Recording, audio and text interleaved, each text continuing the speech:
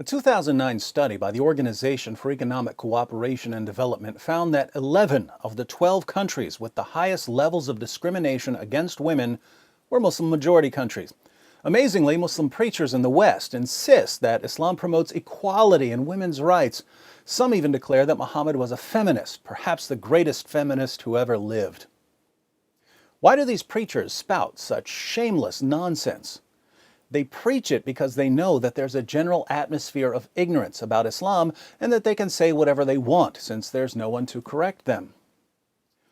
I suggest that the first step on the path to reducing the gender gap in Muslim countries is an informed population of free people who will not fall for false claims about Islam and who can therefore draw attention to the real source of the problem. With this in mind, I present 3 Quran verses every woman should know.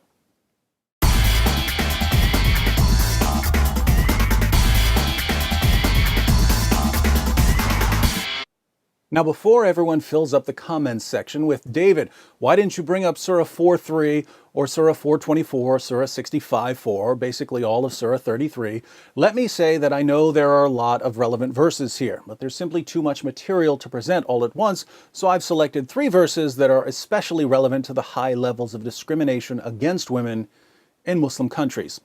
First, Surah 2, verse 282 of the Quran is an outrageously long verse dealing with contracts.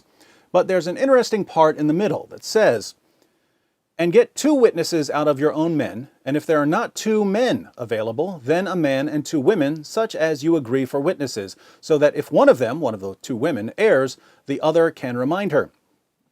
If 2 men aren't available as witnesses, then get a man and 2 women." Here we find the Islamic principle that the testimony of a woman is worth half the testimony of a man. Why is this? Muhammad explains in Sahih al-Bukhari 2658. The Prophet said, "Isn't the witness of a woman equal to half of that of a man?" The women said, "Yes."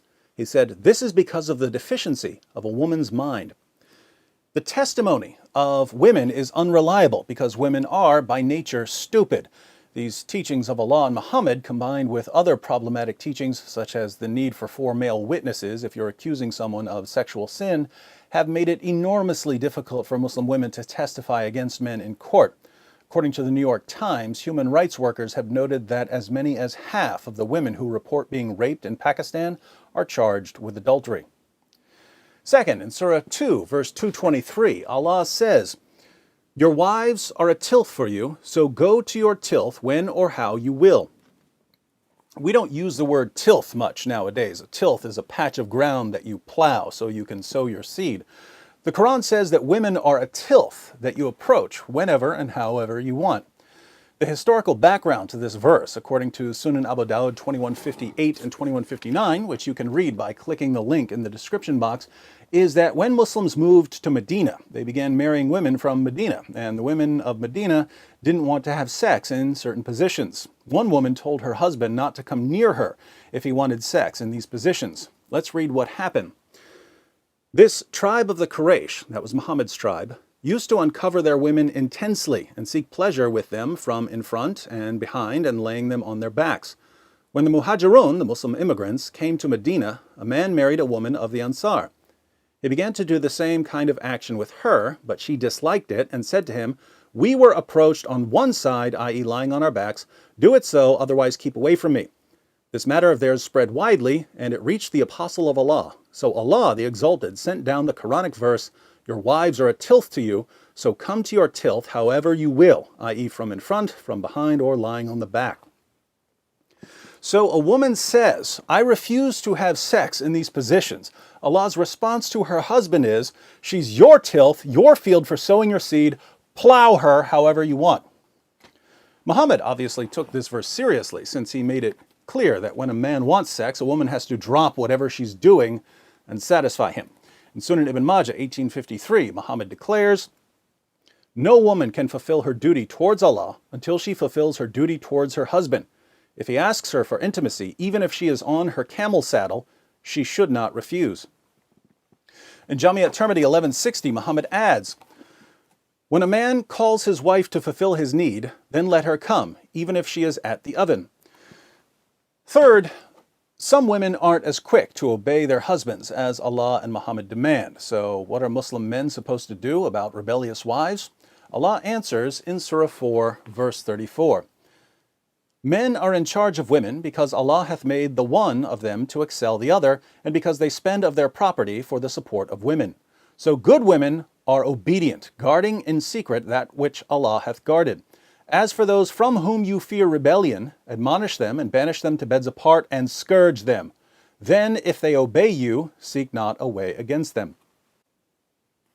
If your wife doesn't obey you, you warn her, banish her to a separate bed, and beat her until she does what you say.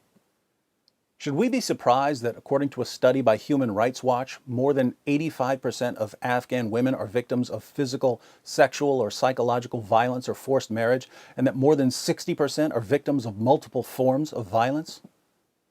According to Allah and Muhammad, women are stupid. They're the property of men and have to submit themselves fully to their husband's sexual whims. Those who don't are to be beaten into submission. Numerous studies show the real-world impact of these teachings, and yet we're told by politicians, reporters, and Muslim groups that the discrimination against women in Muslim countries has nothing to do with Islam. Unfortunately for Islam's defenders, this discrimination against women was clear during the time of Muhammad. In Sahih al-Bukhari 5825, Muhammad's child bride Aisha sees a woman whose Muslim husband beat her so severely her skin turned green. Aisha takes the woman to Muhammad and says, "I have not seen any woman suffering as much as the believing women. Look, her skin is greener than her clothes." This is Aisha, Muhammad's favorite wife, who's called the mother of the faithful, saying that Muslim women were being treated worse than pagan women. Why were Muslim women being treated so horribly? Here's why. And if you're expecting Muhammad to punish the man who beat his wife until her skin turned green, you haven't been listening. Muhammad rebuked the woman for being a bad wife. So Muslim women were viciously oppressed in the earliest Muslim community, and here we are 14 centuries later, and the situation hasn't changed. Why hasn't it changed?